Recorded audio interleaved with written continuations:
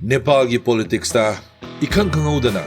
maming amana miyambu amadi systembu thak hingangki Balendra Shah natraga Balen Shah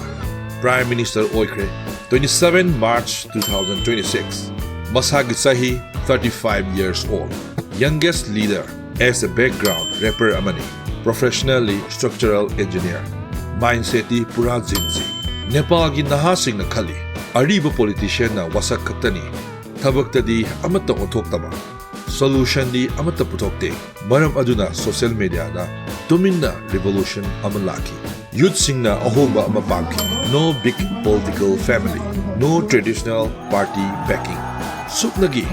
naha singna thazaba social media bu smart oina sizinaba aduga system bu change tonganaba with clear vision ngasi Balen Shah Nepal gi designated prime minister strong messages amadi miyam pidi madudi South Asian leaders singi oina naha singbu tawoi bidaba tarabadi naha singi tawoiba leader ama khalakpa masana tab lakaduriba ticket asidi jinji gi oirgani politics oigera